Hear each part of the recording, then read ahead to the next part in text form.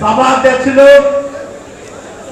పెద్దలు ప్రభాకర్ చౌదరి గారు, వేదిక మీద ఉన్న తెలుగుదేశం పార్టీ అనంతపురం జిల్లా అతిరథులు, మహారథులు, నాకంటే ఎంతో సీనియారిటీ ఉన్న నాయకులు, నా తరం నాయకులు, నా తర్వాత తరం నాయకులు, అట్లాగే ఎన్ని కష్టాలు వచ్చినా ఎన్ని సమస్యలు పెట్టినా తెలుగుదేశం పార్టీ పచ్చని జెండానే ఈ రాష్ట్రానికి మనకు భవిష్యత్తుని జెండాను వీడకుండా ప్రజాస్వామ్యాన్ని కాపాడుతున్న కార్యకర్తలందరికీ మనస్ఫూర్తిగా చేతులెత్తి నమస్కారాలు చేస్తా ఉన్నా.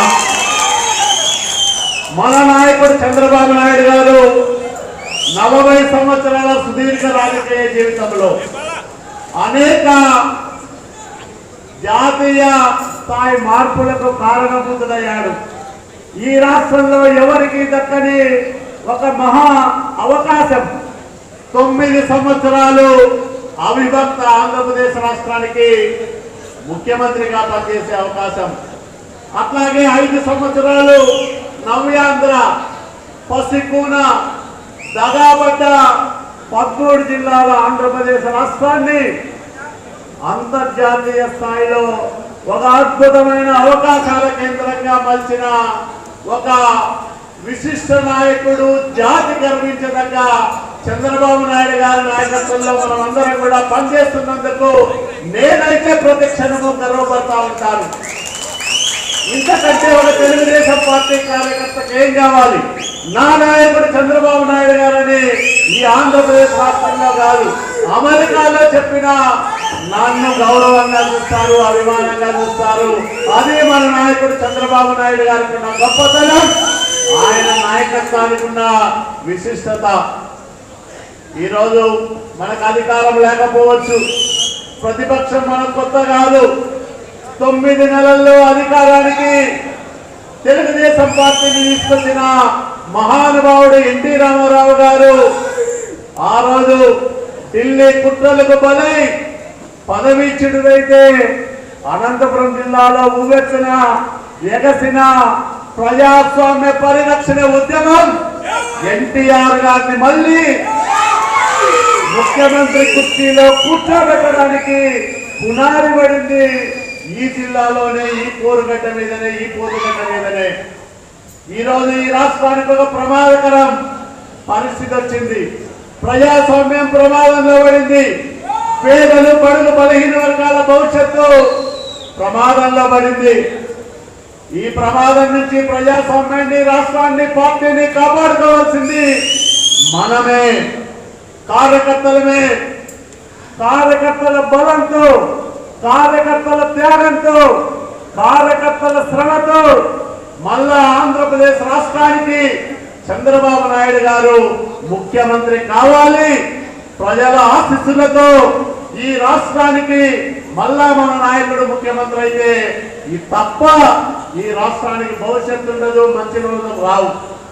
ఒక ప్రమాదకరమైన శక్తి, ఒక అరాచక శక్తి ఈరోజు అధికారంలో ఉంది. మనం చూస్తా ఉన్నాం. జగన్మోహన్ రెడ్డి రూపంలో తెలుగుదేశం పార్టీ కార్యకర్త ఒక పల్లెలో వాళ్ళ తాతల కాలం నుంచి ఒక దొడ్డేసుకుంటే తెలుగుదేశం కార్యకర్త దొడ్డిని ఖాళీ చేయించమంటాడో ఎమ్మెల్యే, పోలీస్ ఆఫీసర్లను, రెవెన్యూ ఆఫీసర్లను పంపించి. అవునా కావా? ఒక తెలుగుదేశం పార్టీ నాయకుడు దశాబ్దాల కాలంగా తన తాతల నుంచి అనుభవిస్తున్న భూమికి లేని లిటిగేషన్లు పెడతారు. ఈ భూమి గవర్నమెంట్ అంటారు, ఇది చుక్కల భూమి అంటారు, మీ తాత పేరు సక్రమంగా లేదంటారు, ఆధార్ కార్డులో నీ వయసు తక్కువంటారు, ఈ భూమి నీది కాదంటారు. ఇట్లా ప్రతి చోట సోషల్ మీడియాలో ఒక పోస్ట్ పెడితే కార్యకర్తలు తీసుకొచ్చి జైల్లో పెడతారు. అయితే వీళ్ళందరికీ కూడా నేను చేతులెత్తి నమస్కారం చేస్తా ఉన్నా. ఈరోజు ఏ ఒక్కరు బెదిరించినా, కేసులు పెట్టినా, జైళ్లకు పంపించినా ఇంకా రెట్టించిన ఉత్సాహంతో తెలుగుదేశం పార్టీ జెండా మోస్తా ఉన్నారు తప్ప ఏ ఒక్కరు వాళ్ళ బెదిరింపులకు కానీ వాళ్ళ దౌర్జన్యాలకు కానీ అదరలేదు బెదరలేదు. అది అది ఎన్టీ రామారావు గారు పెట్టిన పార్టీకి ఉన్న ప్రత్యేకత, అది చంద్రబాబు నాయుడు గారు నడిపిస్తున్న పార్టీకి ఉన్న ప్రాముఖ్యం. అందుకనే ఈ పార్టీకి ఎన్ని సమస్యలు వచ్చినా ఎరిగింది తప్ప ఎప్పుడు కూడా కింద పడింది లేదు. ఈరోజు చూస్తా ఉన్నాం, జగన్మోహన్ రెడ్డి 10 సంవత్సరాలు అనేక మాయ మాటలు చెప్పాడు, ఏదేదో ఇస్తానన్నాడు. అక్క చెల్లెళ్లకు 45 ఏళ్లకే పెన్షన్ అన్నాడు. అవ్వాతాతలకు నేను వస్తే 3000 రూపాయలు పెన్షన్ చేస్తానన్నాడు. అట్లాగే ఇల్లు ఫ్రీగా ఇస్తానన్నాడు. అనేక హామీలు ఇచ్చి ఈరోజు ఒక్కటంటే ఒక్కటి నెరవేరుస్తున్నాడా అని ఒకసారి ఆలోచన చేయమని నేను అడుగుతా ఉన్నా. గ్రామంలో మనం చర్చించాల్సింది ఒకటే, ఆ నియోజకవర్గ ఎమ్మెల్యే వచ్చినా లేదా మండల వైసీపీ నాయకుడు వచ్చినా తిరిగే రోడ్డు, తినే తిండి, తాగే నీళ్లు మనమిచ్చాం తప్ప జగన్మోహన్ రెడ్డి వచ్చినాక ఏ ఒక్కటి కూడా ఇవ్వలేదు. అవి మన నాయకుడి కష్టార్జితం, మన నాయకుడి పరిపాలన దక్షతకు అభివృద్ధి చెందిన గ్రామాలే ఈరోజు నిదర్శనంగా నిలుస్తా ఉన్నాయి. అందుకనే అభివృద్ధి కావాలంటే చంద్రబాబు నాయుడు గారు మళ్ళీ రావాలి. ఈ రాష్ట్రం ఒక ప్రశాంతమైన వాతావరణానికి ఆలవాలంగా ఉండాలంటే మళ్ళా చంద్రబాబు నాయుడు గారు ముఖ్యమంత్రి కావాలి. అరాచక శక్తులు, దౌర్జన్యకర శక్తులు ఈ జిల్లాలోనే చూసాం.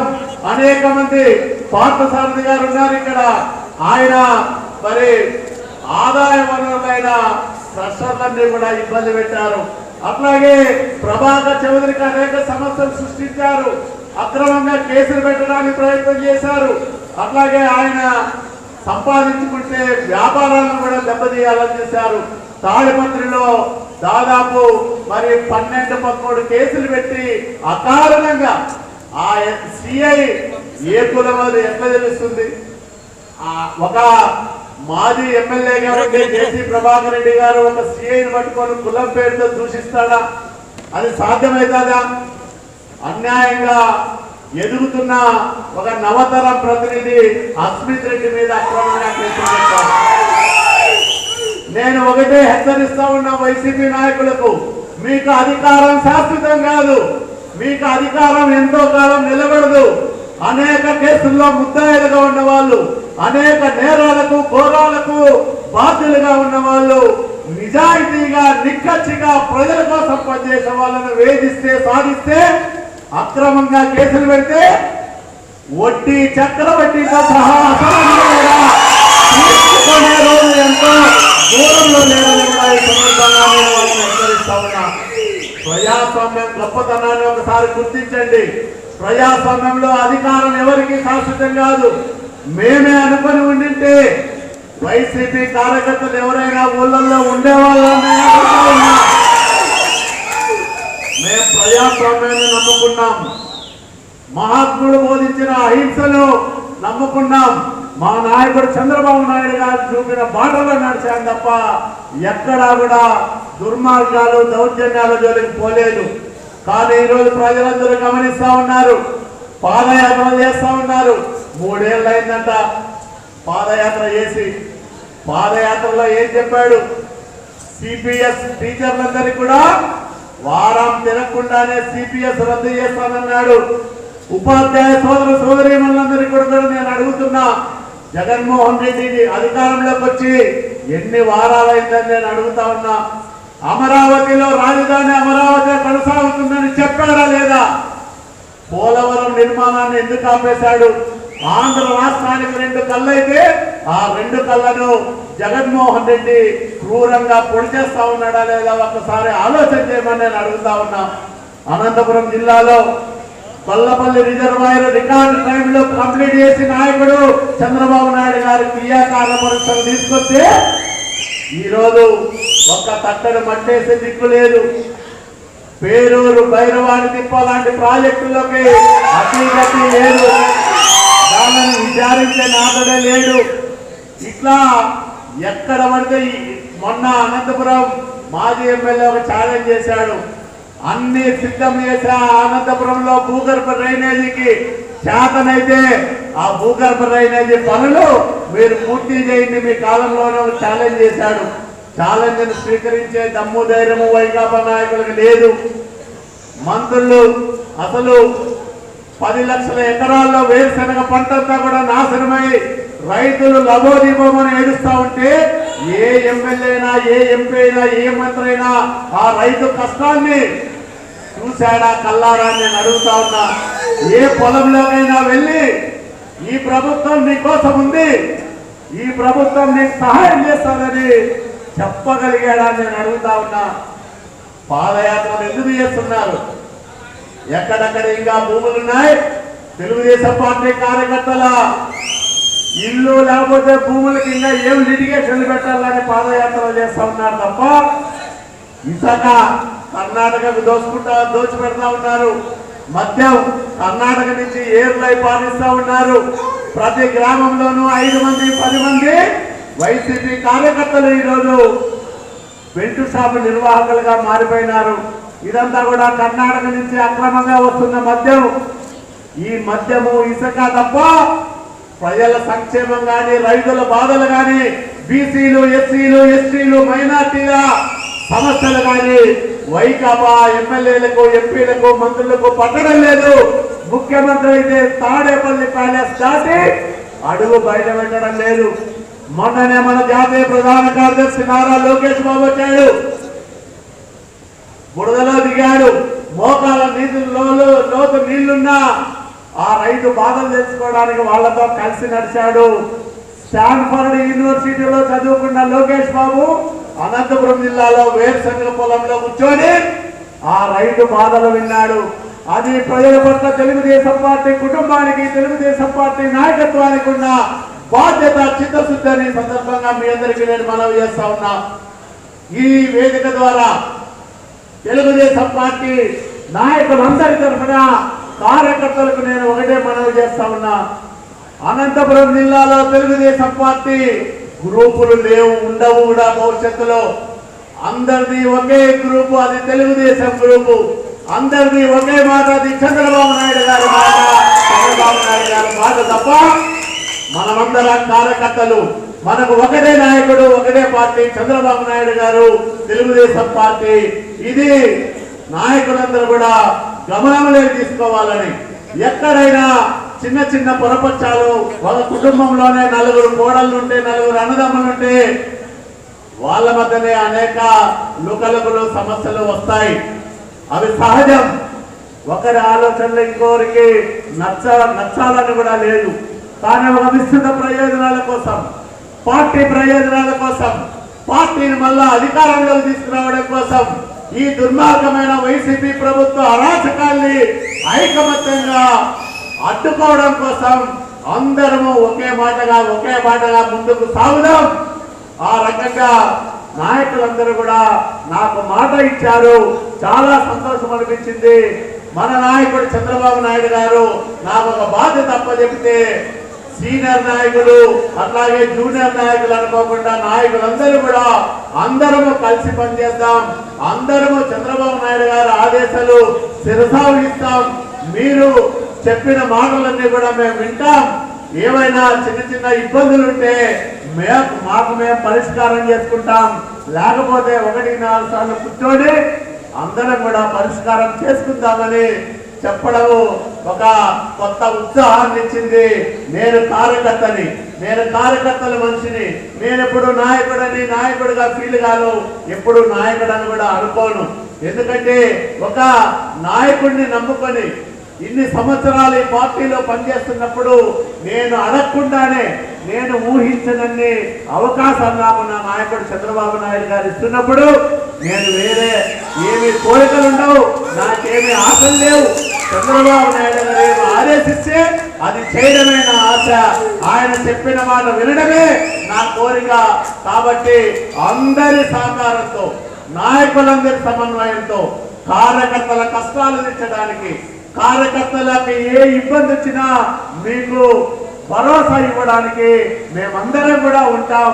అట్లాగే ప్రజా సమస్యల పరిష్కారం కోసం, రైతుల ఇబ్బందులు తీర్చడం కోసం పెద్ద ఎత్తున భవిష్యత్తులో పోరాటాలు చేయడానికి, ఉద్యమాలు నిర్మించడానికి చక్కని కార్యాచరణతో ముందుకు పోదాం. తెలుగుదేశం పార్టీకి అనంతపురం జిల్లా అంటే ఒక కంచుకోట. మహానుభావుడు ఎన్టీ రామారావు గారు 3 సార్లు ఈ జిల్లా నుంచి ప్రాతినిధ్యం వహించారు. అట్లాగే తర్వాత నందమూరి హరికృష్ణ గారు, ఇప్పుడు నందమూరి బాలకృష్ణ గారు హిందూపురం ఎమ్మెల్యేగా మనందరికీ తోడుగా నీడగా ఉంటా ఉన్నారు. అట్లాగే అనేక మంది జిల్లాలో నాయకులందరూ కూడా మరి మనందరికీ చేదోడు వాదోడుగా ఉండడానికి ఎప్పుడూ వెనకాడరు. కొంత ఒకేసారి ఇన్ని చేదు అనుభవాలు, ఊహించని ఫలితాలు రావడం వల్ల నాయకత్వం కొంత అంతర్మదనం చెందడం కానీ, లేకపోతే కొంత అసంతృప్తి చెందడం కానీ సహజం. ఎవరికైనా మనం బాగా పనిచేసి 6 కాలం శ్రమించి పంట పడకపోతే ఆ రైతు బాధ, ఆవేదన ఏ రకంగా ఉంటుందో 5 ఏళ్ళు కష్టపడి ఎవరూ చేయనన్ని పనులు చేసి అనంతపురం జిల్లా రూపాన్ని మార్చి అనంతపురం జిల్లాలో అభివృద్ధి ఫలాలను చూపి నీళ్ళిచ్చి పరిశ్రమలిచ్చి అన్ని రకాల సహాయాలు చేసి మరి ఈ జిల్లాలో ఒక చేదు అనుభవాన్ని, సరైన ఫలితాలు సాధించని పరిస్థితిని మనం చూడాలంటే కొంత ఇబ్బందికరంగా ఉండిన మాట వాస్తవమే. కానీ తెలుగుదేశం పార్టీకే ఉజ్వలమైన భవిష్యత్తు ఉంటుంది. తెలుగుదేశం పార్టీనే మళ్ళా అధికారంలోకి వస్తుంది. దానికోసం మనమందరం కూడా ఐకమత్యంగా పనిచేయాలని ఒక కొత్త ఉత్సాహంలో మళ్ళీ నాయకులందరూ కూడా ఒక తాటి మీదకి రావడం, ఒక వేదిక మీదకి రావడం చాలా శుభపరిణామం. కార్యకర్తల్లో కూడా కొత్త ఉత్సాహం రావడానికి నాయకులందరి సమిష్టి మరి నాయకత్వం, అట్లాగే సమన్వయంతో ముందుకు సాగే తత్వం ఇవన్నీ కూడా దోహదం చేస్తాయని మీ అందరికీ నేను మనవి చేసుకుంటూ, తప్పకుండా కార్యకర్తే నాకు, నాయకులకు, మన అధినాయకుడికి, పార్టీకి ప్రథమ ప్రాధాన్యం. తరువాత రైతులు, పేదలు, బడుగు బలహీన వర్గాలు, బీసీలు, దళితులు, మైనార్టీలు, మహిళలు, యువకులు వీళ్ళందరి సమస్యలపైన మనం ఈ దుర్మార్గమైన ప్రభుత్వాన్ని గట్టిగా నిలదీద్దాం, ఐకమత్యంగా పోరాడదాం. చంద్రబాబు నాయుడు గారు మన మీద ఉంచిన నమ్మకాన్ని నిలబెడదామని మీ అందరికీ మనవి చేసుకుంటూ, ఇంత ఉత్సాహంతో మరి ఇంత పెద్ద ఎత్తున ఈ కార్యక్రమానికి తరలి వచ్చిన నాయకులకు, కార్యకర్తలకు అందరికీ కూడా మనస్ఫూర్తిగా పాదాభివందనాలు సమర్పించుకుంటూ జై హింద్, జై తెలుగుదేశం.